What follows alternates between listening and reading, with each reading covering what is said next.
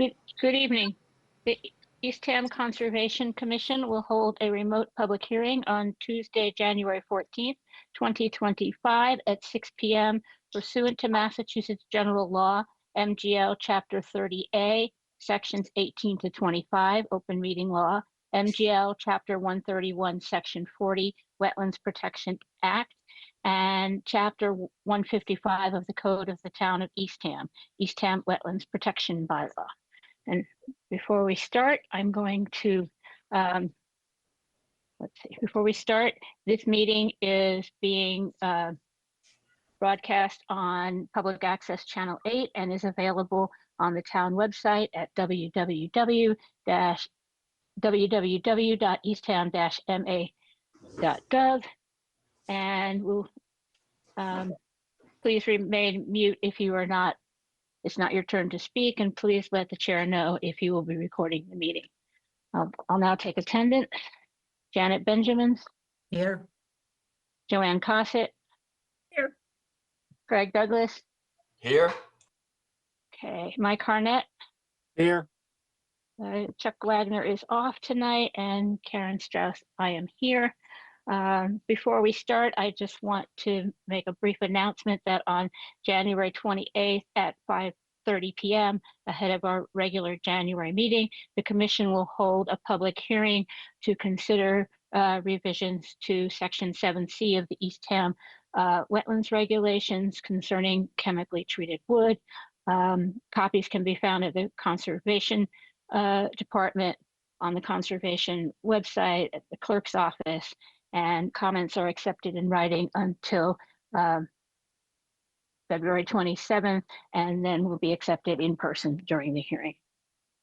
Okay, first up tonight is a certificate of compliance filed by John Vilardo for SE 19-1850 for reconstruction of a rock revetment with an increase in elevation and nourishment at property located at 265 Sparrow Road, map 04, parcel 186.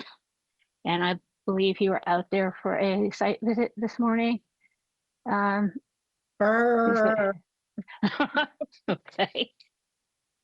Well, we thank you for that. Any comments on the site from the site visit? Yes, it was pretty cold, but overall, I think for both this one and the next request, you know, both revetments looked really good. Okay. We didn't see any issues on site. Okay. So any comments or questions from the Commission? Okay, then we might just get into this really quickly. If there might be a motion to approve the certificate of compliance with the ongoing conditions, number 32 for revetment maintenance, number 33 for annual beach nourishment, and number 34 for changes to the nourishment volumes. So moved. Is there a second? Second. Okay, Janet, Yes. Joanne, Yes. Greg, Yes. Mike? Yes. And I am a yes as well. Okay, next up we have the certificate of compliance filed by John Geyer for SE 19-1849 for proposes reconstruction of a rock revetment with an increase in elevation and nourishment at property located at 245 Sparrow Road, map 04, parcel 187. Again, any comments from the observations from the site visit? Nope. Today? Okay, so this is very similar to the previous item. So if we might have a motion to approve a certificate of compliance with ongoing conditions, number 32, 33, and 34, which are the same as from the previous. Move to approve with conditions 32, 33, 34, similar to 265 Sparrow. Okay, is there a second? Second. Okay, Mike, Yes. Greg, Yes. Joanne, Yes. Janet, Yes. and I'm a yes. Next, we have certificate of compliance filed by Chris Alder and Russ Davis for SE 19-1653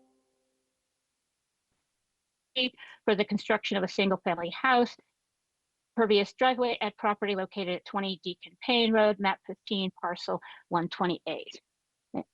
Again, you're out there for a site visit. Any comments from that?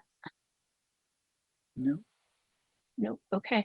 All right. So if we might have, oops. This one, work on the project was never started. So the applicant is requesting the order of conditions to be closed out. So if we could have a motion to issue a certificate of compliance. Move to issue a certificate of, Motion to issue a certificate of compliance for an invalid order of conditions and to close the order as the work was never started and the order of conditions has expired. so moved. Thank you. Is there a second? Second. Yep. Okay. Mike, Yes. Janet, Yes, Joanne, Yes. Greg, Yes. and I'm a yes. And next we have a certificate of compliance filed by Mark Bluestein for SE 19-1593 for repairing and heightening 140 linear feet of rock revetment at property located 5 and 6 Nansway, map 07, parcel 517 and 514A. Again, any comments on this? No. Look good. Okay, so if we could have a motion for a certificate of compliance with ongoing conditions, number 30, which is for sand conditions. Number 40 is annual beach nourishment of 88 cubic yards. And number 41 for beach access staging. Maintenance was not conditioned on this project, so it would require filing with the commission later. So motion for a certificate of compliance with ongoing number 30, 40, and 41. So moved. And a second? Second. Okay, Greg, Yes. Mike, Yes. Janet, yes, Joanne, Yes. and I am a yes. Okay, next up we have an administrative, let's see. Oh, a continuation of certificate of compliance filed by John E. Hickey for SE 19-1539 for the demolition of dwelling and construction of a new dwelling, of planting plan, stepping stones, retaining wall and stairs, and installation of a generator and enclosure at property located at 105 Bayview Drive, map 10, parcel 278. This had been continued for the removal of below ground irrigation, which has been done. And if we could have a motion for a certificate of compliance with the ongoing conditions, number 33 for stabilization by planting, number 34 for landscape restrictions, and number 37 for no new coastal engineering structures. Sorry, I well, couldn't don't read my we first handwriting. have to acknowledge that they have not removed all of the irrigation pipes? There was a pile there, as we saw in the picture, but they had wanted to remove some in the spring when it would do less damage to the soil. So don't we have to say something about that? Is okay, Alex? I don't recall that, Janet. My understanding is that all of the irrigation was removed. But I I think, read it somewhere. I think the filing showed that they had left some of the tubing around some of the plants and would remove it in the spring, but had removed all of the underground pipes and such. I think it was too cold and to pull that off of the plants. Is that what you're talking about? I think so. Okay.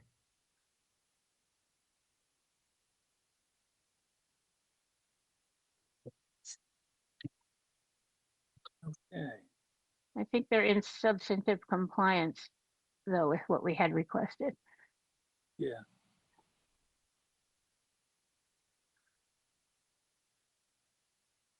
So, And I acknowledge I'm moving this along really fast tonight. So all right. definitely jump in and stop me if I'm going too fast. You're not, So none of it's underground, right? It's just. Right, all of the Can you underground, confirm that? All the underground stuff is gone. yes. So So that's what we had. that sounds, yeah, in substantive compliance to me. If the rest. Right, okay, yep. Thank you, Yeah. Janet. Some smaller brown hoses that are still visible around some plants, right, and those were left because the ground is frozen. Okay, and those will be removed in the spring. Yeah. You're right, Janet. Thank you. you're welcome. Okay, And do we want to acknowledge that in the motion then? I think we should. Okay, so if we could have a motion for a certificate of compliance for 105 Bayview with the ongoing conditions of number 33, stabilization by planting, number 34, landscape restrictions, number 37, no new coastal engineering structures, with the remaining irrigation to be removed in the spring when the weather warms up.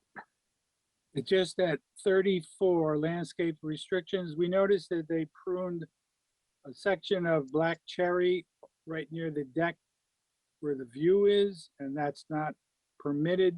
So could we have that added to, is that in the landscape restrictions or? It's not, The- it's not covered under the order of conditions at all. So I think, Yeah, and so for the pruning, I have a letter drafted for the property owners, and we'll send that out with the certificate of compliance, reminding them that such work does need to be approved by the commission. Oh, good enough, okay. So Okay. I'll make a motion to approve. okay, is Second. there a second? Okay, Mike, Yes, Janet, Yes, Greg, Yes. Joanne, yes, and I'm a yes. Okay, next we have an administrative review filed by Karen L. Apatow. Applicant proposes to replace side entrance at property located at 45 Martha Avenue, map 10, parcel 204. And I know you're out for a site visit today. Any thoughts or comments? no, look good. where they're proposing the side entrance, there's very little area that they're disturbing. They're just disturbing a set of steps that are still there, and they're going to replace them with something that's slightly larger, but not much. It's all grass. Yeah. It seemed like a very low impact project from the filing. Yes, Okay, absent any other questions, if we could have a motion to approve with the conditions of 24-hour notice to the Conservation Department before starting work. So move moved. to approve. Is there a second? Second, I'll second. Okay, Mike, Yes, Janet, Yes, Greg, Yes. Joanne, yes, and I am a yes. Next, we have a administrative review filed by Eugene and Jacqueline Kang. Applicant proposes to remove chimney and build a small addition and outdoor shower at property located at 55 Herringbrook Road, map 17, parcel 500A. And Karen, And we have again- someone in-house to address this. Hi, Okay, Karen. I'm Richard Didoli from J.C. Donald, the contractor representing. Push your button on, I make thought I it had green. Is it green? It is, sir. Yes. It's green. Okay. Can you hear me? Can anyone hear me? yes, Okay, yeah. Yes. No, my name is Rich Didoli. I'm from J.C. Donald, just here representing the customer. If you had any questions, I know this is a minor thing, so I was really just listening in. okay, well, thank you for joining us, we appreciate that. Thank you. I know, any comments from the site visit? minimal disturbance. I thought it looked fine. Yeah. the addition on the front is going to be right where the front porch is, part of it. And to remove the chimney, there is some vegetation there, but it's not wild. It's already been disturbed. And then they would add the shower there, the outdoor shower. Mhm. And that appears to be on basically grass or Cape Cod Yep. lawn, right? So it seems to me like this is a very minimal project. Correct.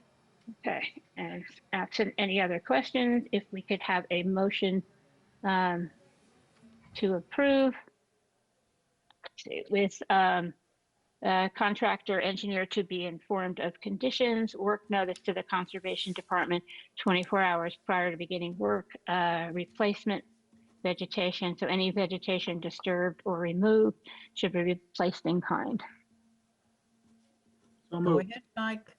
So Second. moved. Okay, having had a motion and a second, Mike, Yes. Janet, Yes.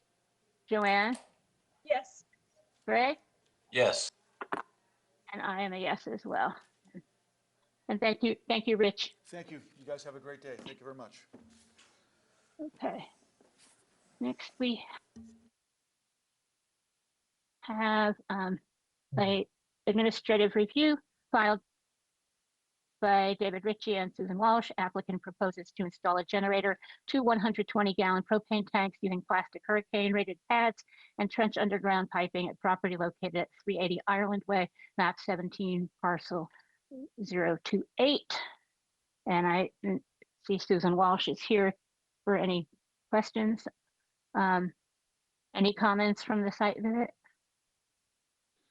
Nope, it's on a grass, minimal disturbance. It looks fine to me. Okay, so if we could have a motion to approve contractor and engineer to be informed of conditions, 24 hours work notice to the conservation office, and replace any vegetation that is disturbed or destroyed. So moved. Is there a second? Second. Okay, Greg, Yes. Janet, Yes. Joanne?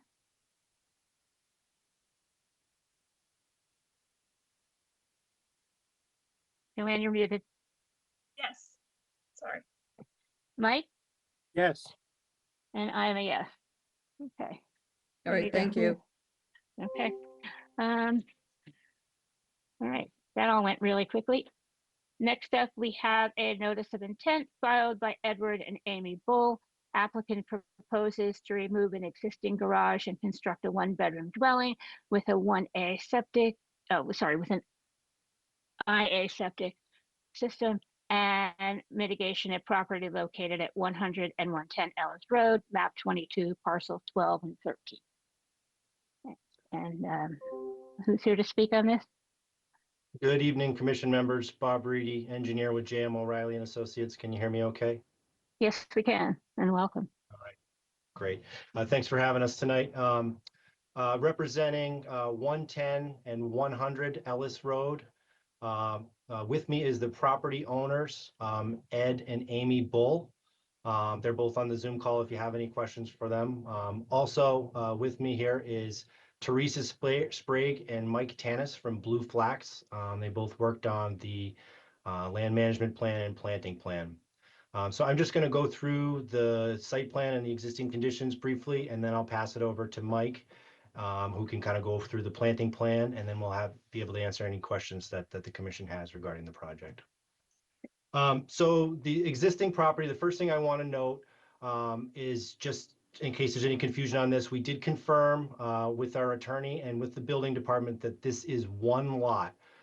These lots are considered to be combined for building department purposes. So that's why, even though there's 2 addresses, all of our buffer zone calculations are based on the concept that this is one combined lot. And that's certainly how we'll move forward with the building permit. So the existing lot is developed by a 4-bedroom dwelling on the south side of the lot. And then there's also, if you look at the existing condition plan, a garage on the north side of the lot. The garage does include a bathroom, and so therefore both of the buildings have separate Title V septic systems. The property has several wetland resources. Obviously, it's right on Town Cove. There's, a whole row of houses there. And there's several wetland resources, the most restrictive for our purposes being the top of Coastal Bank. As you can see on the plan, essentially the entirety of the property is within the 100-foot buffer zone to the Coastal Bank. It's not a very large lot, and obviously it has the Coastal Bank running all along the eastern property line there. What the client is proposing to do is remove the existing garage and replace it with a one-bedroom accessory dwelling unit, which, as you can see, would be adjacent to where the existing garage is. If you visited the site, you'd see that certainly that it's basically a flat lawn area, kind of surrounding that garage area. So that's where we're looking to site the proposed one-bedroom dwelling.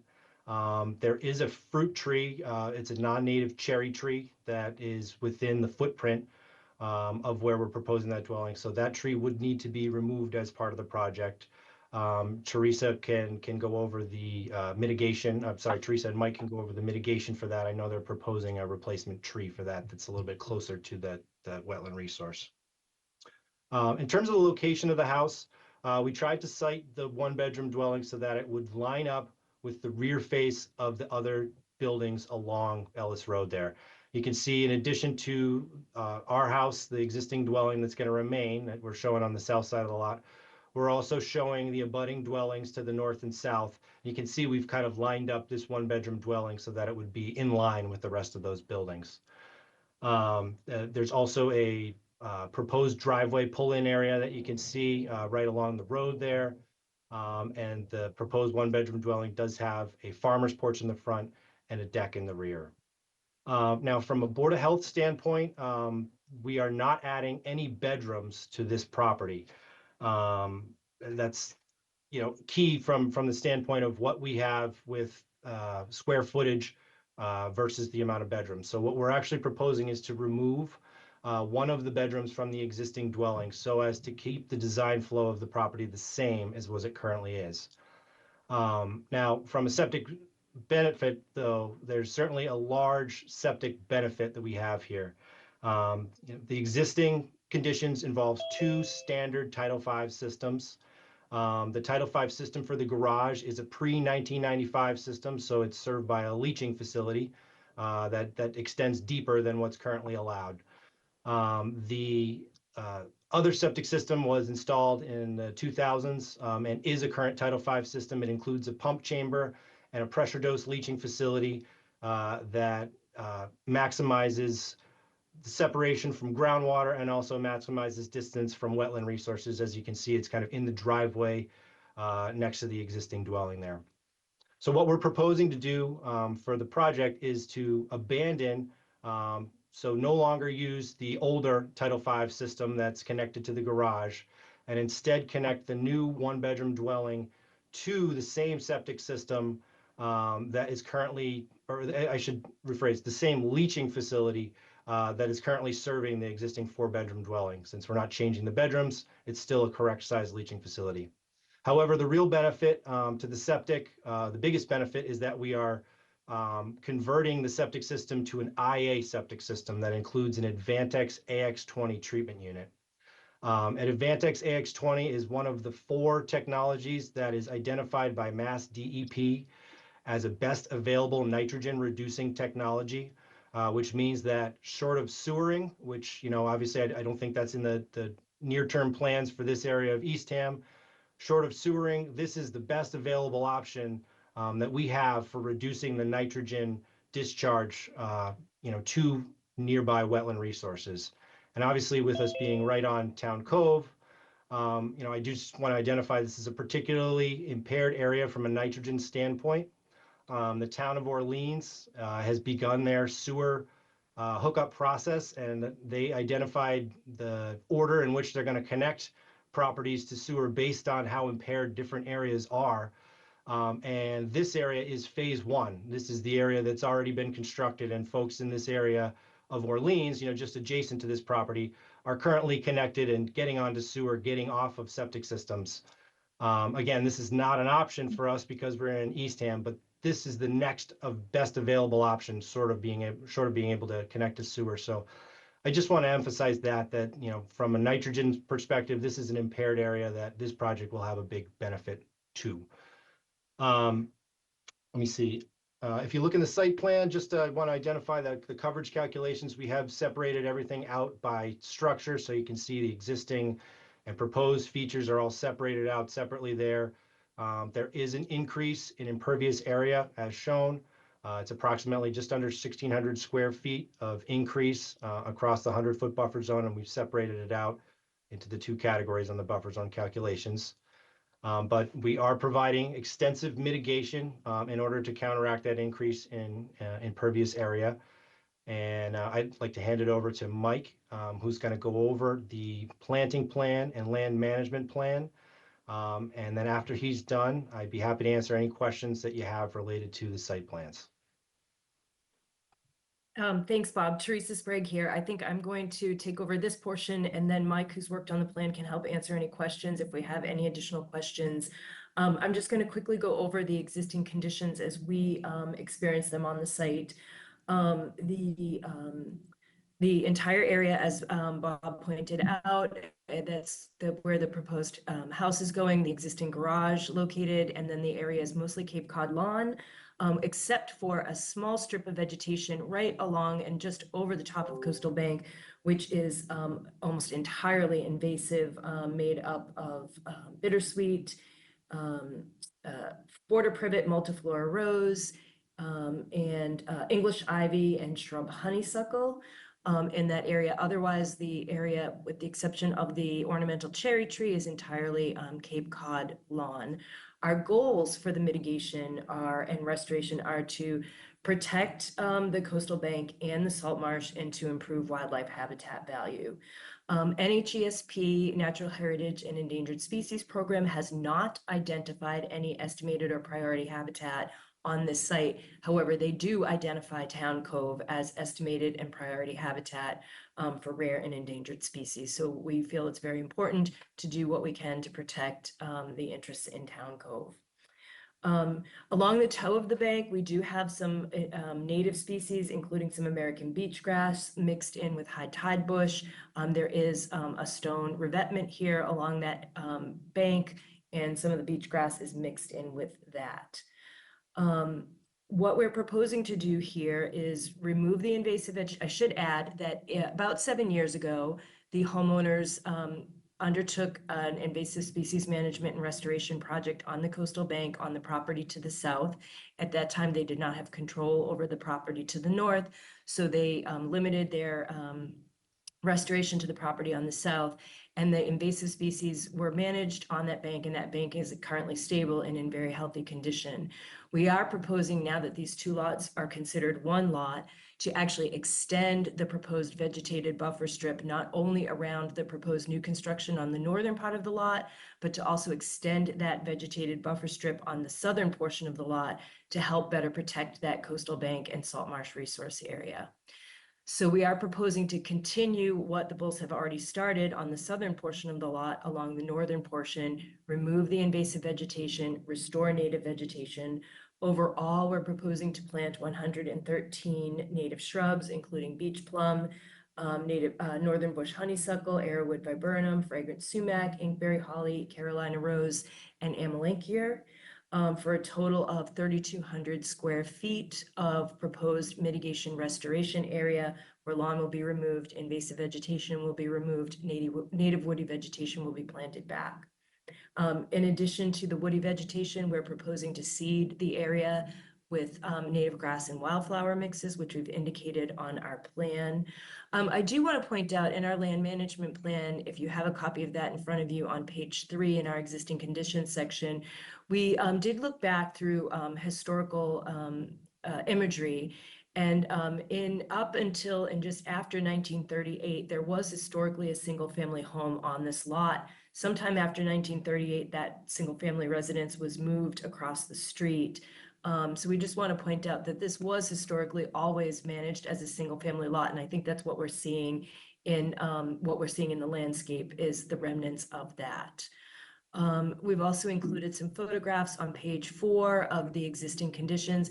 I'm sorry, one other thing I do want to point out, and we've shown on our plan, is that we did uncover some metal pipes. They're rusted metal pipes. They're clearly no longer functional in any way. They're currently in the salt marsh, and as part of this plan, we are proposing to cut and remove those metal pipes from the salt marsh area to allow that to regenerate. I think minimal disturbance and much benefit from removing those pipes from the salt marsh resource area. And we do have some pictures of those pipes shown on page 4 of our land management plan, along with conditions, along with photographs of the existing salt marsh, which is really quite healthy, and we clearly want to maintain that, the health of the salt marsh. With that, I'm happy to answer any questions about the proposed mitigation plan.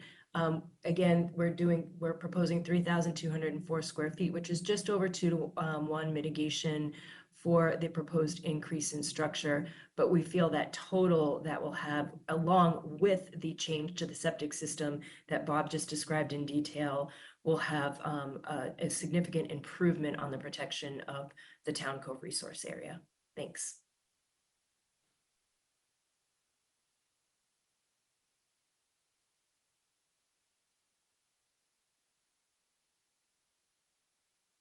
I think you're muted, Karen. Thank you. Sorry about that. I did say thank you, Teresa. Thank you, Bob, for your presentations. I do have some questions on the location of the dwelling as it moves structure quite a bit closer to the resource areas. And I understand that there's a 30-foot setback required under zoning. I was wondering what were the options of asking the planning board to allow you to put the structure where the garage currently exists instead of moving the structure so close to the resource area, as we're trying to discourage development in the 0 to 50. I think I can handle that question. The property owner's intent with the siting of the house location is primarily to line it up with the rear faces of the adjacent dwelling, both on our property and the abutting properties. I think that the thought is that with it being an existing flat lawn area that would have additional lawn prior to the coastal bank, that we would have enough space to fit, as Teresa just covered, significant mitigation area in between the impervious area and the top of coastal bank. And with it not really pitching down towards the coastal bank at a severe slope or anything like that, we feel that that mitigation would provide a sufficient buffer. Regarding planning slash, actually, I think it would be zoning that we'd be looking to file with. We will need to file with the zoning board due to the nature of the lot, really kind of regardless of where the house is, we would need to file with the zoning board. But our workflow was that we felt that it was beneficial to come to Conservation Commission first and then work towards other boards from there. It just seems to me that the house there is room to pull the house further back from the resource, not move it that much closer. And I would like to see that was not included in your alternatives analysis. And I would like to see it pulled back more. I know you have at least 10 feet you have it 40 feet away from the property line. So you do have 10 feet to work with within the zoning regulations, but it really should come back further. It's too close to the resource.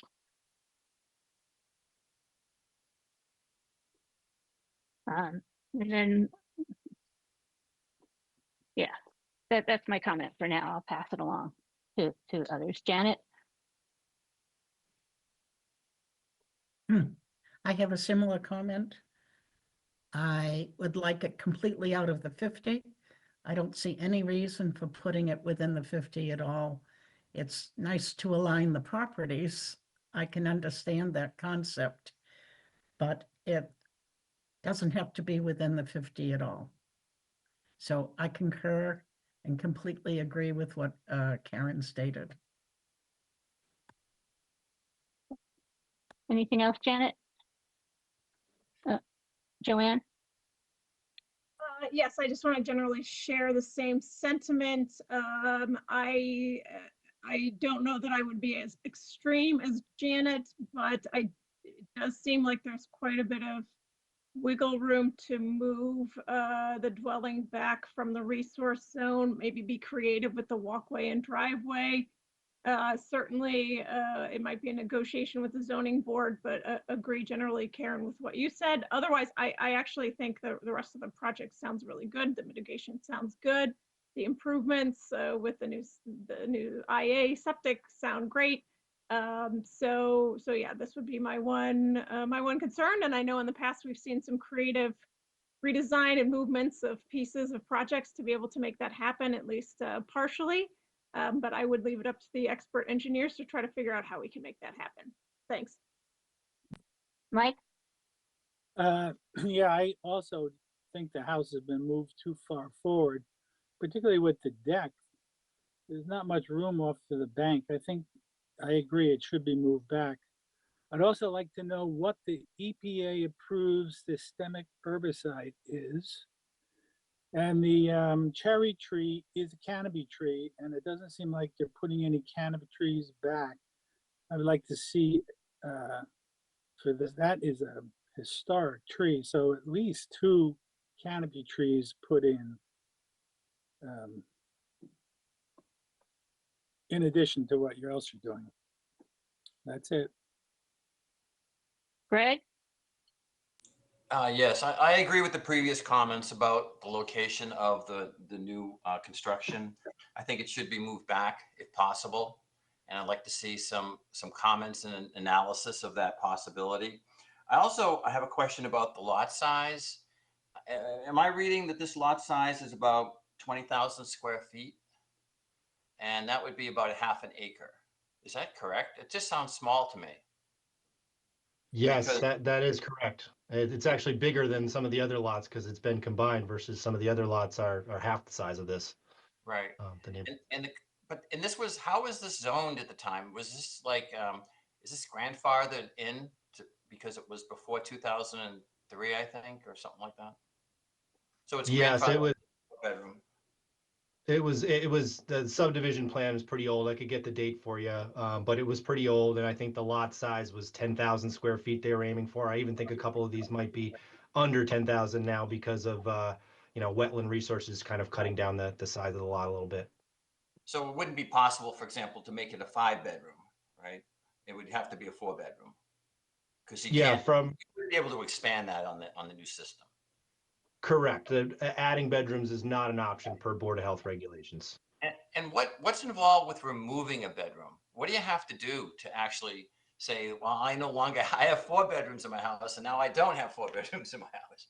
What do you have to do to make that happen? Sounds pretty complicated.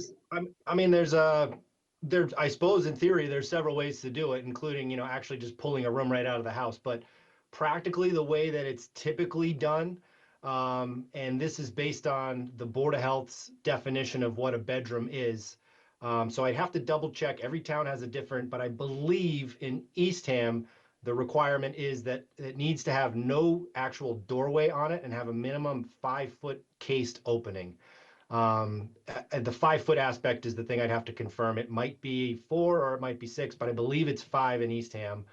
So again, just no door, it just needs to be open and 5 feet. So usually that's what folks do if they can. If it's just a normal, 3 upstairs bedrooms, there's not really an option to do that. But if you have, for example, a single bedroom on a floor that, has a large wall opening up to it, you can just open that wall up and kind of remove the privacy aspect of the room. Okay, thank you. Yeah, that's what we had to do at my house too. Okay, anything else, Greg? Yeah, Hillary? No, I'm all set, thanks. Okay. Hillary, go ahead. I was just going to say it's a 4-foot cased opening. The room cannot provide any privacy.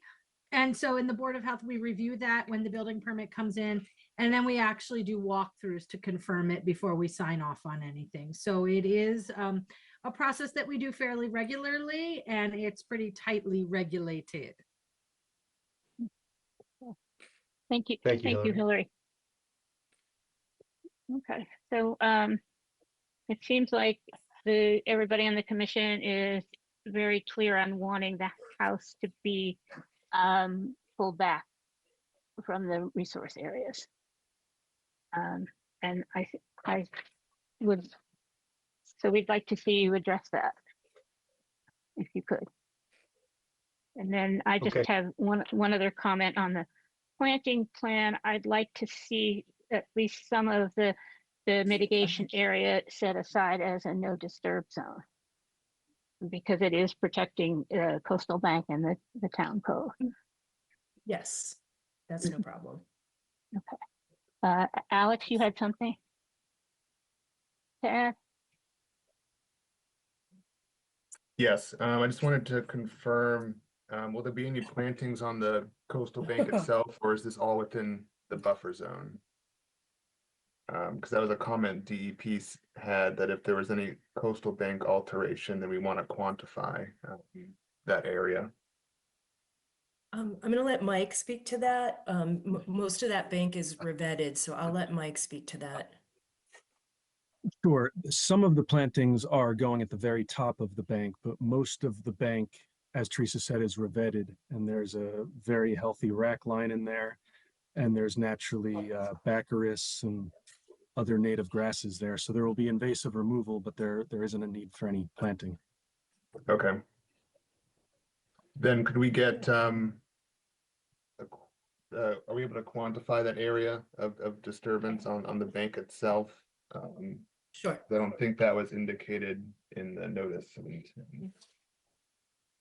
Okay. We can get you that. We can get that Okay. information, and Thank you. yeah, for you and DEP. Okay. Anything else, Alex? No, that was all I had. Okay, Janet? Yes, I had concerns about the bank also. It seems if vegetation is removed, that there could be erosion from the bank. So I was concerned with probably preserving what is there and adding the mitigation on the top of the bank in the grassed-in area. And along with my concern about moving the proposed building back out of the 50, is there a way to preserve that tree that is there? That's quite a large old tree, and as Mike said, a historic tree, possibly. It seems a shame to cut it down. Thank you. So just speaking to the tree. Oh, I'm sorry, Bob, would you like to go ahead? No, I'd like to defer to you, Teresa. Go right ahead. Okay. So just speaking to the tree, it is a non-native tree. And if there's an opportunity to save it, I believe the homeowners would like to save it as well. I think that even if the house is moved outside of the 50-foot buffer zone, there's still going to be, the root system of that tree is quite sprawling, and it's very much located on the surface. So I do suspect that damage to the root system would probably happen or occur during the construction. Oh, sorry. During construction, and so I would like to have the opportunity to plant a native tree to replace that, or more than one native tree to replace that, as the commission feels comfortable with. I think if there's an opportunity to save that tree, the homeowners would be more than happy to do that. We're just trying to be proactive with understanding that the damage to that tree might be extensive enough that the tree has to be removed. So that's why we're requesting that tree removal. As far as the vegetation that's on the bank, all of the native vegetation on the bank would remain. So as we pointed out, most of that bank is revetted, it's stone. There is beach grass growing up through the revetment, and there's baccharis located at the toe of the bank. The only thing we would be proposing to remove is the invasive vegetation. And of course, we do not want that invasive vegetation overtaking all of the newly proposed mitigation planting that we're doing at the top of the coastal bank, nor continuing to migrate into the area that the bulls have already put a significant amount of resources into managing to the south, which is why we're proposing to do that. So I do not have any concern at all that removing the invasive vegetation will destabilize that bank.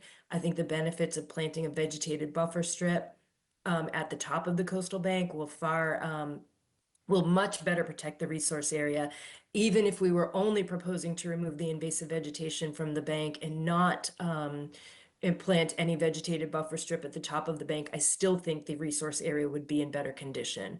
So I think with the removal of that invasive vegetation and the addition of a vegetated buffer strip, that the salt marsh is really going to be better served and better protected. The bank itself is stable. It's stone, basically, with vegetation growing through it. And none of that native vegetation will be disturbed. So I have no concerns with the stability of this bank.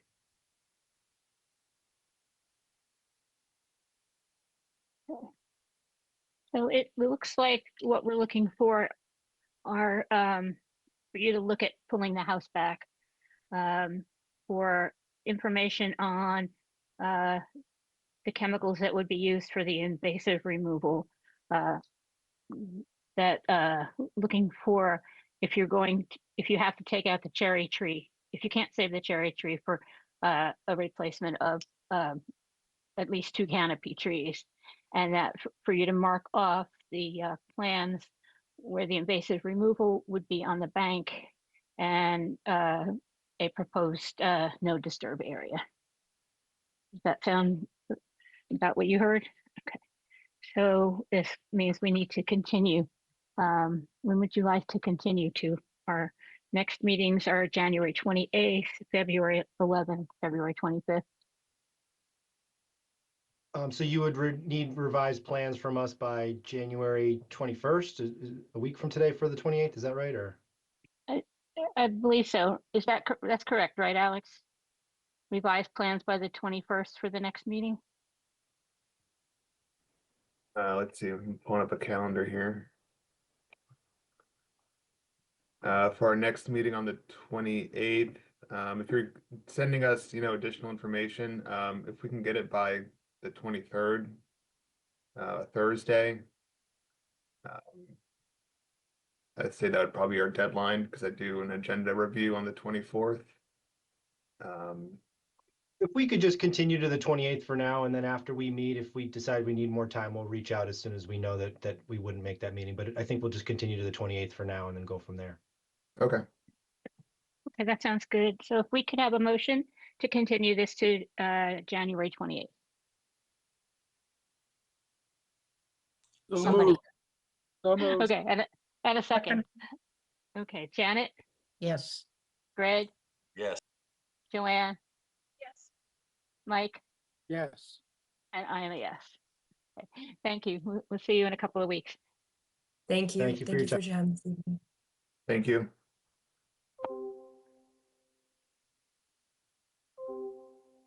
Right, next we have a notice of intent filed by Susan Como. Applicant proposes to remove existing dwelling and garage and construct a new dwelling and garage, install an IA sewage system, a footpath, and a removable elevated boardwalk at property located at 320 State Highway, map 20, parcel 110.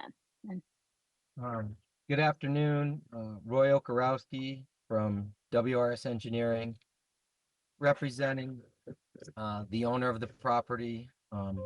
With me here today, we also have Brad Holmes, who's going to deal with any environmental issues, and developer Steve Bjorklund is, I believe, here. What we're proposing is an existing lot that's approximately 1.3 acres on Town Cove in Eastham. Currently, the lot has a dilapidated 750 square foot house and old cesspool that is in the resource area, and also a shed.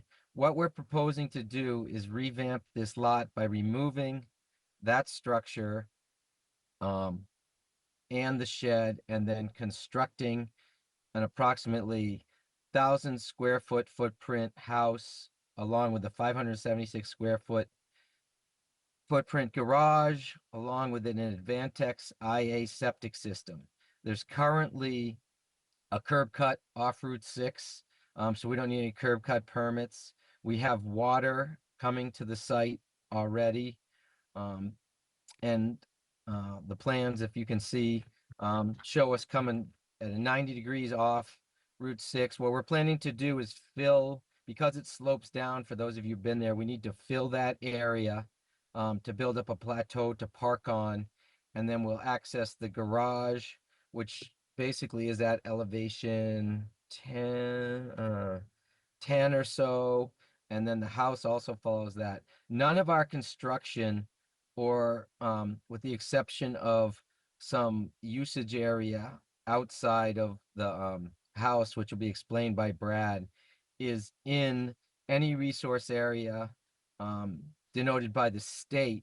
With the only resource area we're in is a buffer zone from the land subject to coastal storm flowage, which is a town bylaw. So we do have, minor impacts in that. We're way outside the 50. What we're proposing here is to come into the site through the existing access, clear our area, build up our plateau. From that area, we can get the whole other house out with a crane. So there's going to be no, basically no disturbance beside the footprint of the house and the shed in the resource areas, which are outside of the 50. They're inside the 100. We're outside the 100 with all our basically finished structures. The IA system is basically very similar to the one Brad described. It's already been approved by the Board of Health for the bedrooms we delineated.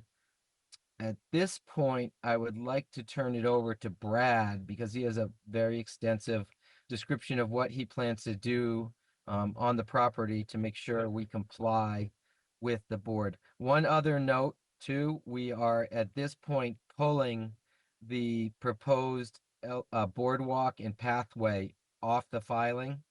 And if we do want to do that, we'll come back at a later date with an amendment. So just to note that. And at this time, I'll turn it over to Brad. Thank you, Roy. Good evening, members of the commission. I'm Brad Holmes with Environmental Consulting and Restoration. I'm a professional wetland scientist and Massachusetts certified arborist, and happy to be part of the project team. Would it be helpful if I shared this screen and pull up the plan, or would just describe the project as you have the plan in front of you? What works best? Well, I think we all have the plan in front of us, unless anybody on the commission want the plan up, raise your hand so I can see you. Okay, I think we're good. Okay, great. Well, if you were able to view the site, you know that the site has been left in an unmaintained state for a long time. The Eastham Assessors Records list the house as being constructed in 1930. So it does show an aerial imagery as being cleared around the house area, and at some point being left unmaintained has allowed for the non-native invasive plants to take a hold of the site. So what we're proposing is to remove the non-native invasive plants and revegetate with native coastal plants that are common to the area. If you were able to see a revised rendering of the management plan, I think Steve had that on site today. What we concentrating the work area around the house and the area of the house to be removed in that general vicinity. If you were out, you saw the dominance of black locust trees that are non-native invasive that are scattered throughout the area. There are a handful of eastern red cedar trees that are on site that we're going to try to save. We'll improve those by removing the invasive oriental bittersweet that's hanging and pulling them down and strangling them, but we'll improve those trees by removing that. And then we've included a narrative with a step-by-step action for revegetating the areas with native shrubs, saplings, and grasses.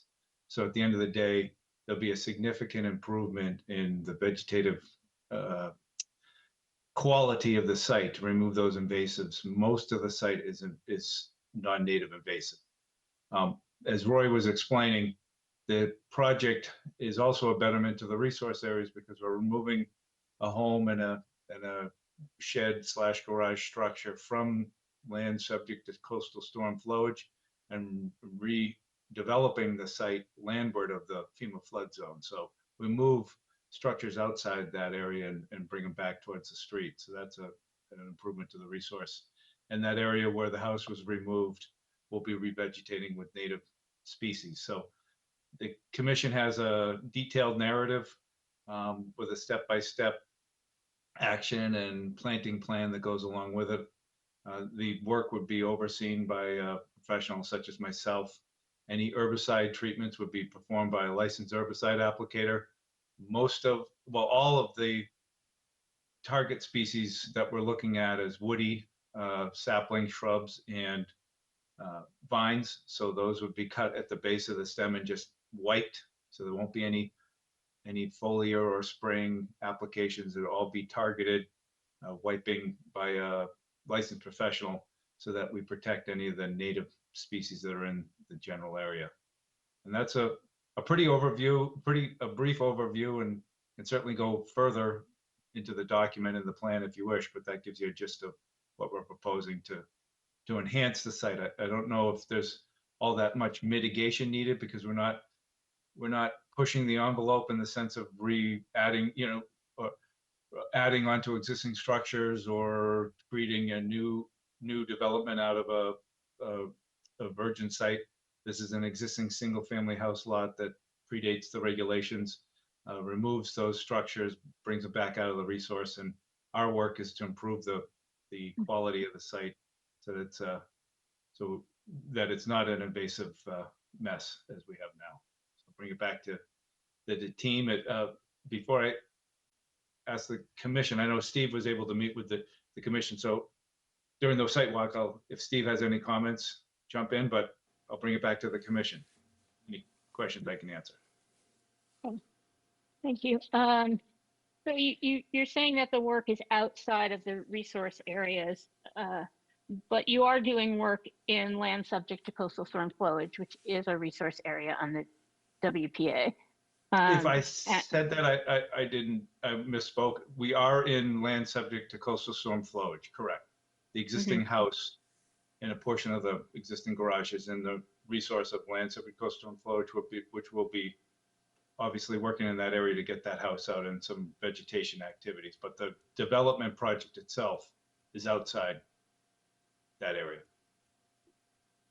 Right, but I'm just noting that the form you filed, the Wetlands Protection Form 3A, I believe it is, you noted it as a buffer zone only project. And with the walkway and with the deconstruction of the house and all of that, it is within several resource areas. So that paperwork absolutely should be updated to reflect that. And then we agree. We noted that with Alex on site, and we have to update the form.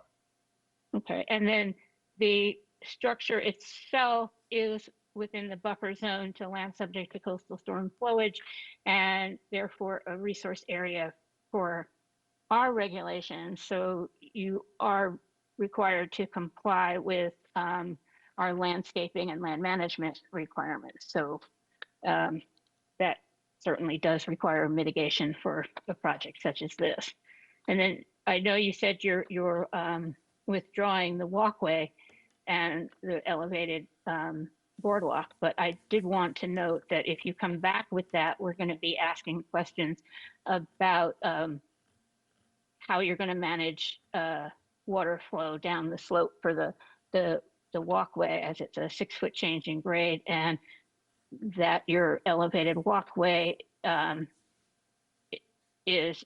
continues below the high tide line. So that would probably need to get reviewed by DMF and possibly a Chapter 91 license. So none We- of that was we- addressed. We understand all that. That's why we pulled it out of the project 100%. And Okay. we don't feel we need to discuss it at this point anymore. We might even do it under another filing, which would probably be cleaner. But Mhm. let's Okay, concentrate I did, on mhm. the house. Yeah, you said you might come back with an amended filing, so I just wanted to let you know that those were going to be issues.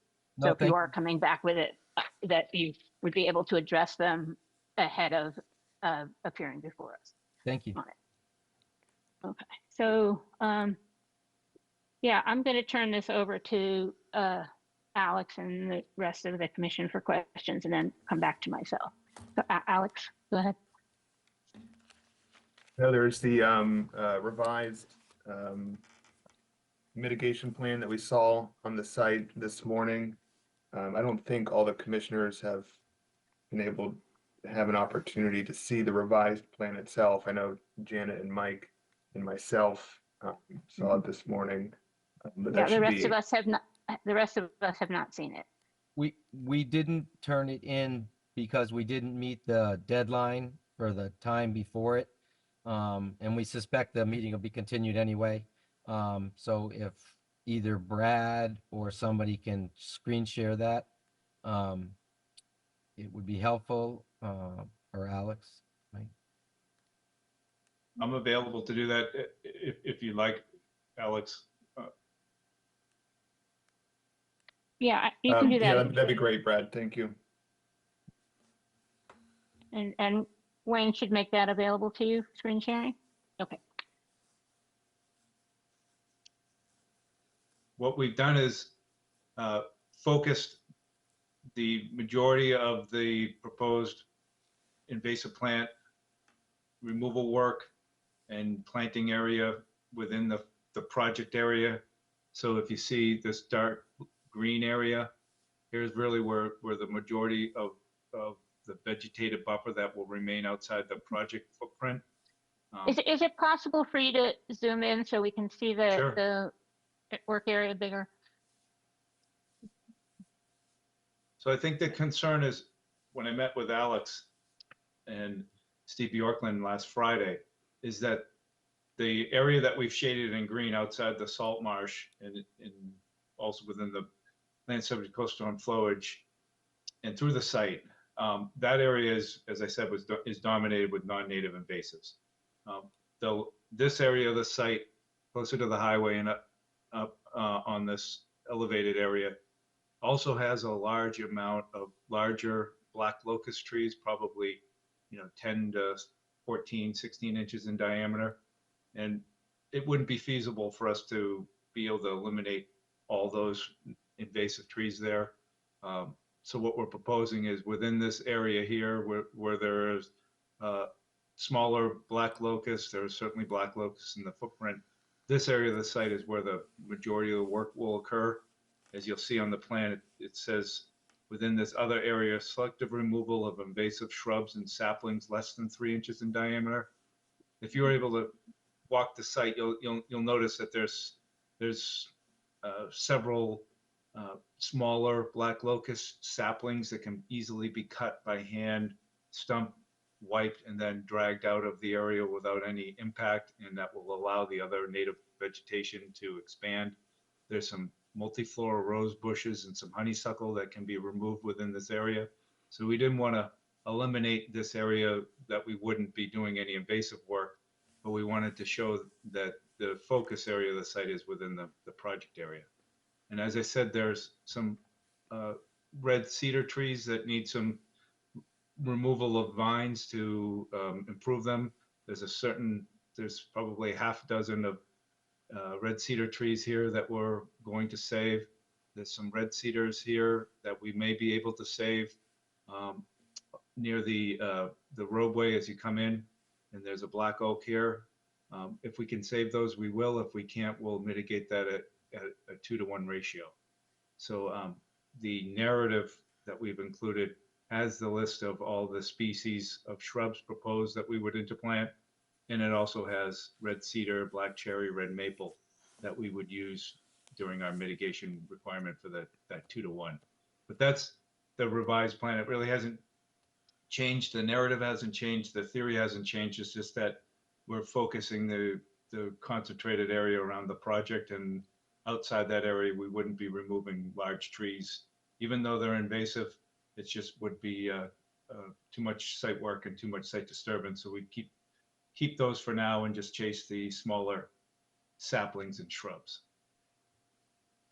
So I can leave this up if you like, or I can stop sharing, whatever works for you. I think maybe stop sharing. So your planting plan doesn't list quantities for the plants for your planting list, and we would expect to know that. Yep. We can provide that to the commission. It's as we remove vegetation, then the non-natives will be replacing. So it's hard to come up with the account, but I can give an approximate number based on area. And do we know the square footage of the new structures you're putting in versus the amount of planting mitigation you're planning? We can put together some calculations for that. We do know the square footage. Obviously, we're taking out existing structures, replacing structures. I don't think that the number is going to be that much different. We can come up with that number and come up with a number of mitigation area. I think we're going to be way beyond what the requirement would be. Okay. Mike? You're muted.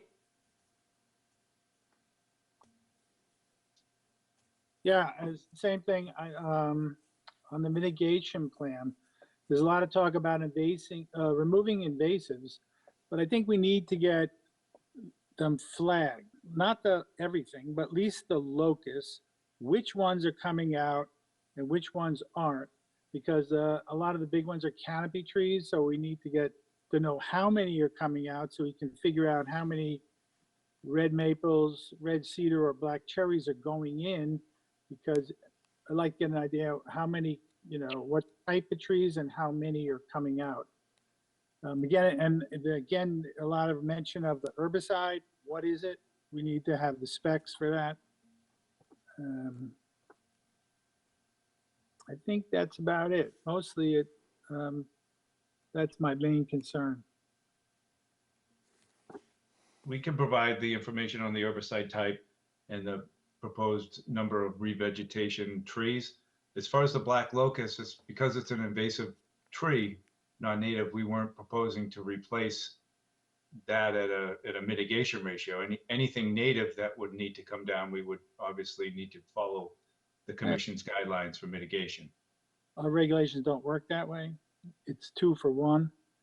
So, and also a lot of people think black locust has been naturalized. It's been here since 1644. So anyway, I'd like to see them flagged in the field. We can certainly flag them. We can look at that. I know that black locust is listed as an invasive prohibited plant in Massachusetts. That's why we focused on it. But that list, for the record, that list is an advisory group. It's made up mostly of landscapers, so I think it's a little biased, but that's the list. If you know that site and you walk that area, you see the saplings that are trying to work their way down into the marsh area. They are, in my opinion, as a professional wetland scientist, invasive to that site. So as they march towards the groundsel tree and other areas of site, it would be good to get that under control. Yeah, okay. But anyway, I like to see them flagged. All the trees are going to cut out.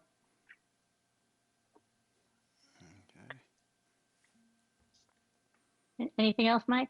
Nope, that's it. Okay. And I just want to back Mike up there that our regulations don't specify mitigation as this is an invasive, this is a native, this is a whatever. It's if this vegetation is coming out, the mitigation is 2 to 1. So, and any questions? Janet, anything? I have similar comments to Mike. And of course, none of the trees that they're proposing to take out were marked. And as they state, they were the smaller trees. They're hoping to keep the cedars and the red cedars and the black oaks, which we were concerned about also, even though they're out of the buffer zone. We'd like to see them saved. They're good-sized trees.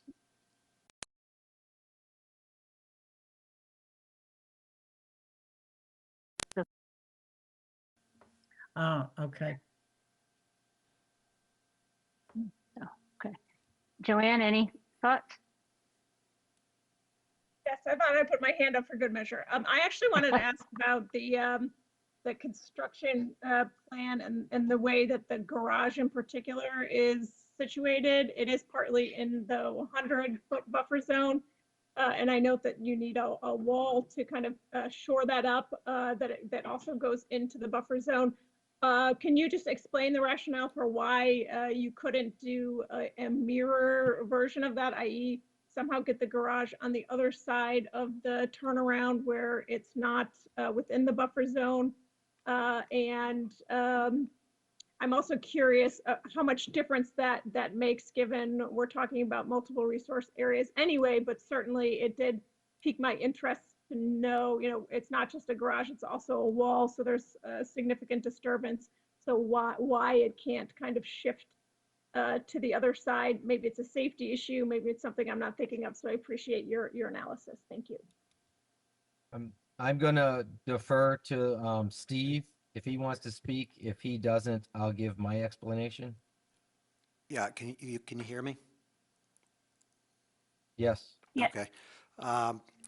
Yeah, we looked at this, and we've got the septic directly in front of the house itself.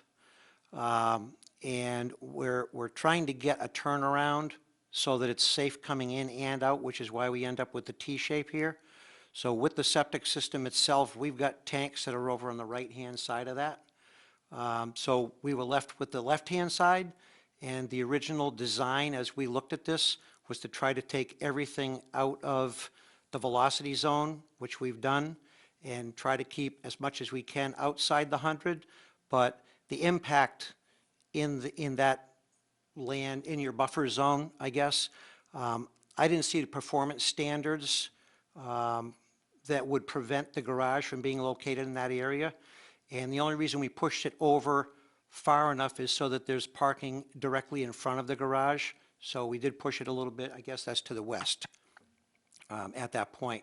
So if there's a performance standard that we're missing, it would be great to know what that was. But I think that the way it's designed, it should meet the performance standards that you have for the resource areas that we're working in. And I think that, again, for us to pull the existing house completely out of the velocity zone and propose something that's further up. I know the last application that came in, they were trying to keep the house closer down towards the water, probably to get better views would be my guess. We're considerably further back from our abutting neighbors, but we still have the house at a higher elevation than what was existing there now. So that's probably the best explanation that I could give as far as that's concerned. Yeah, I appreciate that for sure. I think this looks like a great plan overall. Just when there is a possibility to pull things out of the buffer zone, I always prefer that, as I'm sure the other commissioners would as well. But given where the septic is, perhaps that's less feasible. But just wanted to go on record saying if there were a way to engineer it, again, not being an expert necessarily on engineering myself, that would be preferred certainly, but thank you for the additional details. If I could just chime in for 1 sec for clarification, where the only area we're working in where the walls and everything in the house are in the buffer zone to land subject to coastal storm flowage. Everybody keeps saying we're in the buffer zone. Like, like the coastal marsh buffer zone or whatever. We're really just on land, and it's the town bylaw that has, and we accept the town bylaw that there is a 100-foot buffer zone to land subject to coastal storm flowage.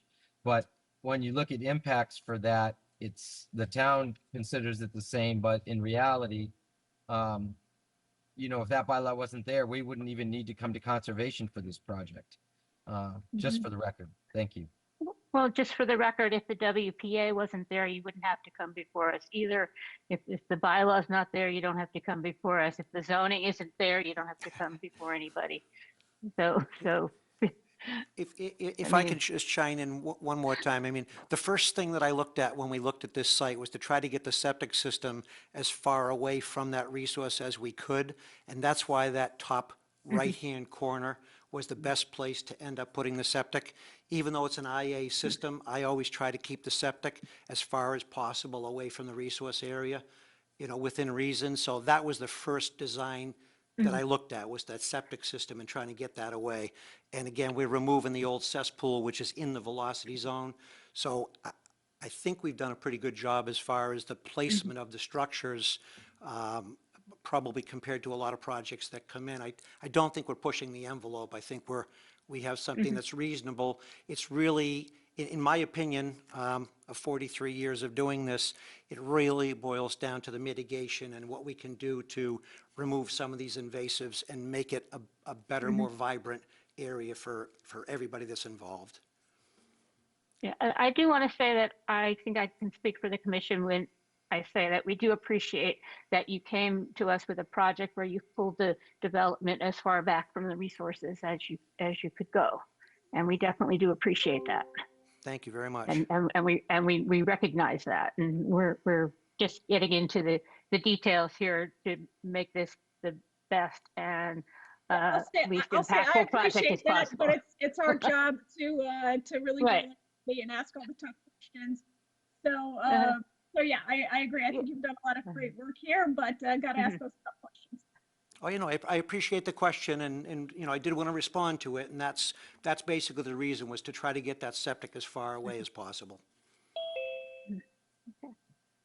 Who haven't we heard from? Greg, do you have any questions, comments? Not at this time. I'm all set. Thank you. Okay, so what we're looking for from you guys is the revised planting and mitigation plan, so we all can look at that, for you to flag the site for tree removal, a quantitative count of what is being removed and what is being planted, specs on the herbicide, the square footage of the structures versus the mitigation. That sound like I got everything? Just the one other thing as well, on our revised site plan, we'll remove the walkway and all references to that, and submit a revised form that puts everything together. Okay, that sounds good. Alex, you had something? I believe the commission wanted to include some canopy trees in the planting plan as well. Right. Yeah. Okay, so if you Could I ask the commission one more question? As far as the tree removal is concerned out there, as Brad had mentioned, a lot of these are small little saplings that are the locust trees, and we felt as though removing those is a good thing for the environment. But are you saying that for each of those little 3-inch trees that we take out, you want to have 2 other trees put in? Because, I mean, if that's the case, we may end up leaving more of those, and I think that's bad for the environment. As far as significant trees, I have no problem with 2-to-1 mitigation with all of that stuff. And I think, you know, when we were on the on-site today, a couple of the members could see the smaller trees that were down near the edge of the marsh. That would be my big concern, because if we're, you know, if you want us to remove some of those locusts for the environment, and it's going to be a better situation, I'm kind of getting penalized quite a bit if I have to do a lot of trees to take out those small ones. But certainly significant trees, I have no problem with that mitigation whatsoever. And I'm just looking for some direction for the commission on stuff like that. Well, I think we definitely want a count of what's coming out, and that would include even the smaller trees or the saplings we're talking about. What diameter at DBH are you talking about? Yeah, they're small. I mean, Brad would know better. I think they're 2 to 3 inch trees, maybe. Well, I could ask the commission a tree used to be determined as anything more than 5 inches diameter or breast height was a tree.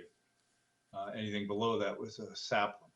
I don't know if the Eastham Conservation Commission has a size on trees. What do you, I guess my question would be, what do you consider a tree? Mike, you want to take that one? Question? Well, we never really considered this before because the smaller ones will become trees. But it's still, I think you can consider a tree. I don't know, what was this DBA tree used?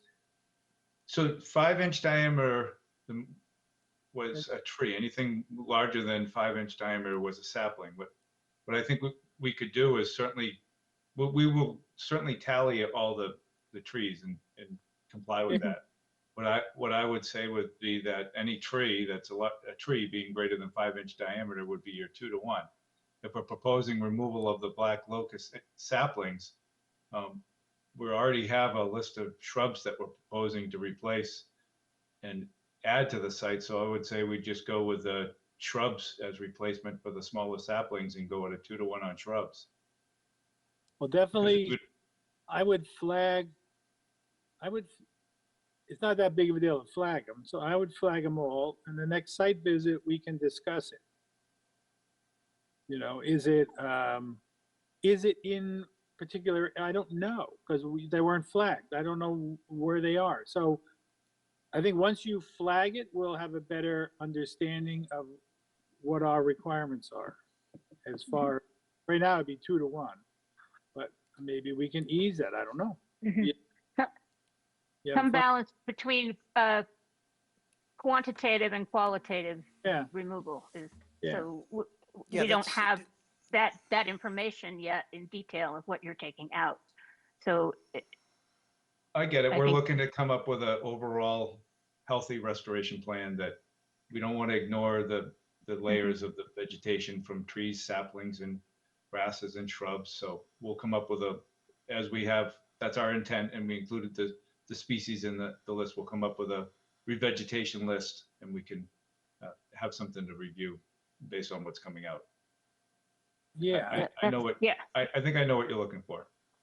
and also, I mean, this will be further down the line, but if this project is approved, when we go for the certificate of compliance, we need to know where, we need to count, you know, oh, you said 8 maples, there they are, you know, that kind of thing. So in your plan, you need to, that's all.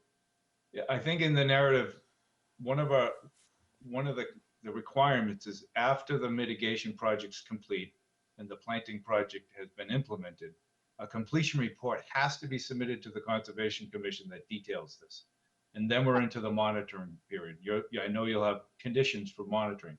The problem that happens is what you're saying is 2-3 years goes down the line where a certificate of compliance is requested. Nobody knows, there wasn't a completion report submitted, so nobody knows what the total list was, and you're trying to find a nursery receipt, and there's just arguments on what was done and what wasn't done. Been there, done that. That's why we always put together a completion report, document that the project has been in compliance, and then it's just monitoring. So I agree with you, that needs to be part of the project, and it is included in the narrative. but some of it also is we have to know what we're approving in terms of what you're taking out and not just what you're putting in. Yes. So yeah, okay. So I think we're pretty clear on what you're going to work on. How much time do you need to work on it? Our next meeting is the 28th. After that, February 11th or the 25th. Brett, to get this all done, because anything our office does can be done in a few days. Yeah, that's really that's going to be Brad on what you think you need to put the program together. I think the plan stuff that Roy is going to have to do is really simple, and the changing the application, I think, is simple. That's a matter of a few minutes. So it's really the planting plan seems to be the big issue. I would say go to the next meeting, and if for some reason we come into a problem, then we notify the commission and go to the next meeting. My hope is that we have a draft together ahead of the deadline and get some coordination back to Alex, and just, I can have some discussion with Alex before we go final, so that if Alex sees something he thinks we should include, we can include that and then get a final to the commission. Mhm. Yep, and I'd be happy to meet you back out at the site to discuss this further as well. So we'd request that we get on for January 28th. 28th with a final to Alex by January 23rd. Is that what? That's what we'll shoot Yeah. for. Okay. And we'll be If we quick could if we have a- don't make it. Okay. Well, we appreciate that. We move things all the time. So, all right. So if we could have a motion to January 28th So moved. and a second? Second? Okay. Greg, Yes.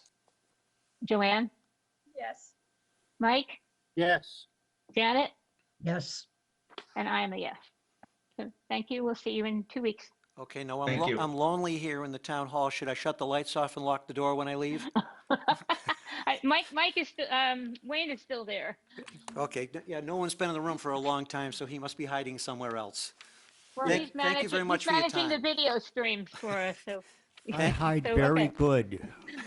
Yes, you do. Thank Okay. you. Thank you for your time. Next, let's see, I've lost my agenda. Hold on.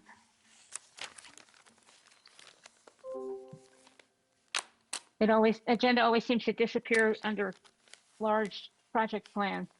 Okay, Yeah. so next we have a continuation of notice of intent filed by Russell Sandbloom. Applicant proposes truck access to Shellfish Grant B29 located at 650 South Duncan Meadow, map 01, parcel 97A, and he has requested a continuance to February 11th. So if we could have a motion for that. So moved. And a second? Second? Okay, Greg, Yes.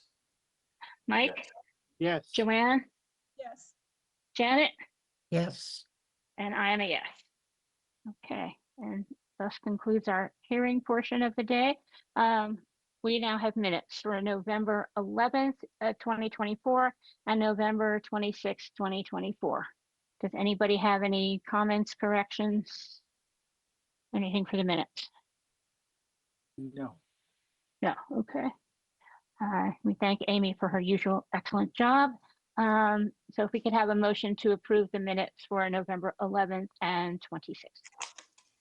I'll make a motion to approve the minutes for the 2 dates you mentioned. Okay, and can I have a second? Second.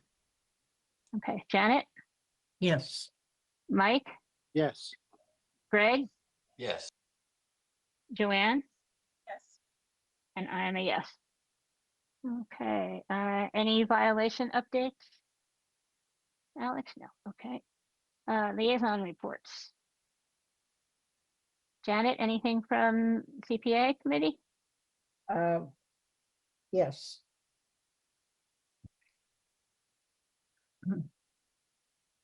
We met on January 8th. And we did approve monies that were requested from different organizations, from Forward to construct apartments for autistic individuals in Dennis, which we had been requested or asked if we'd contribute $50,000. Other towns, several other towns will be contributing also. We agreed to do that. And the affordable housing unit had asked that we contribute $10,000, and we agreed to do that as well. We will have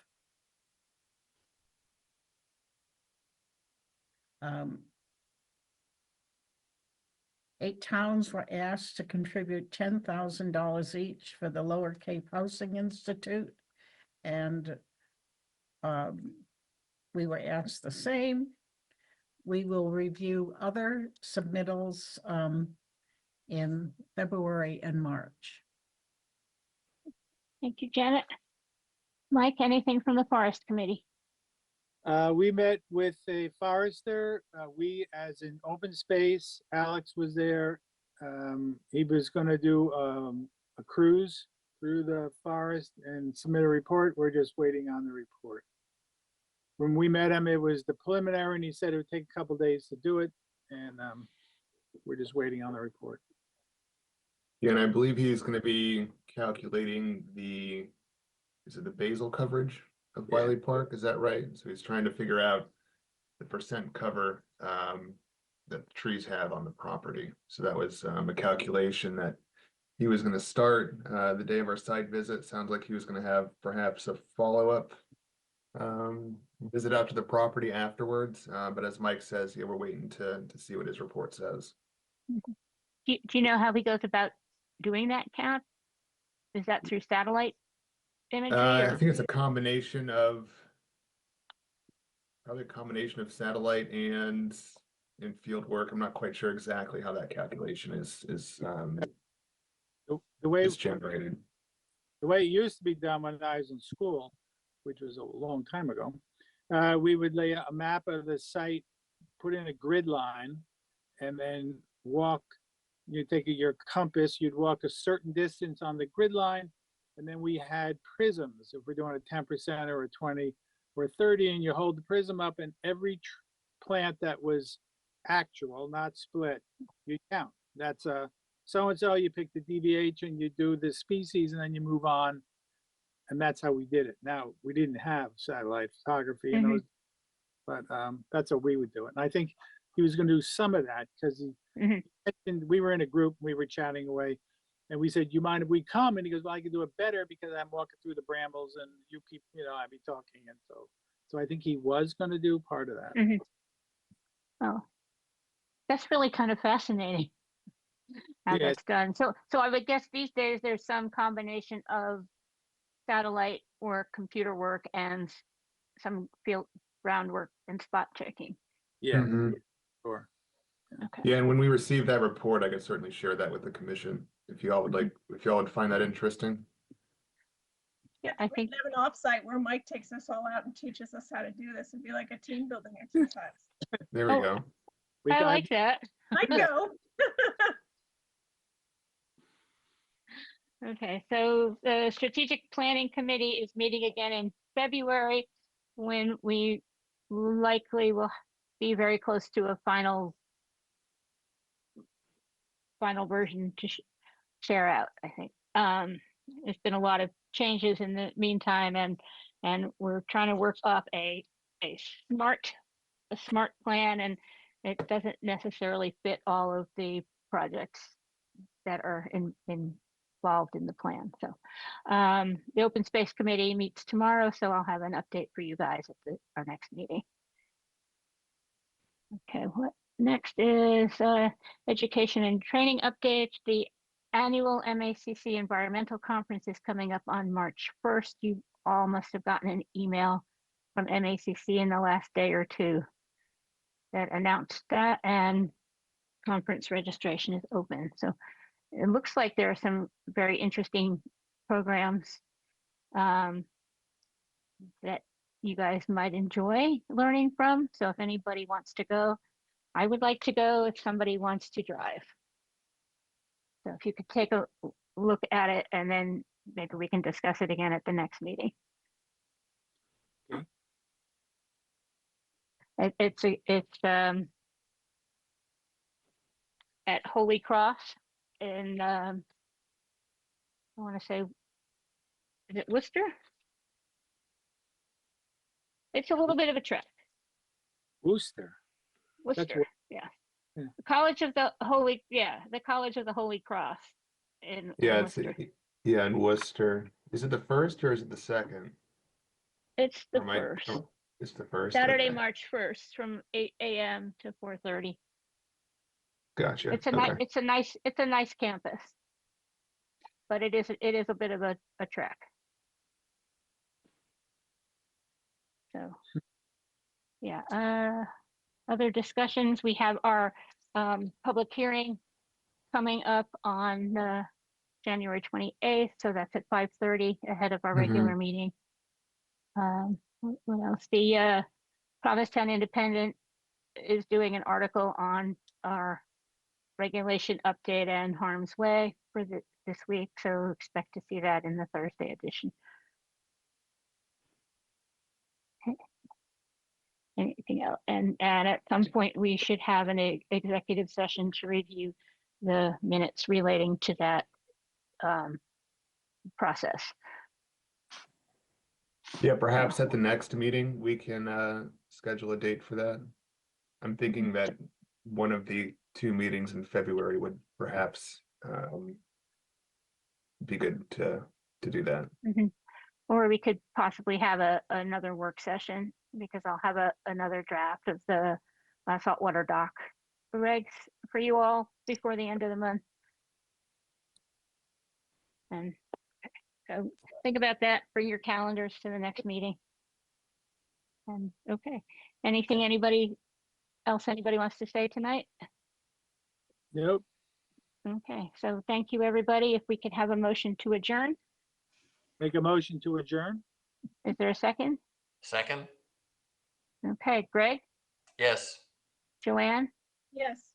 Janet, Yes. Mike, Yes. and I am a yes. Okay. Night, Done. everyone. Night, Thank you, everybody. everyone. See Good ya. night. Good night, everyone. Have a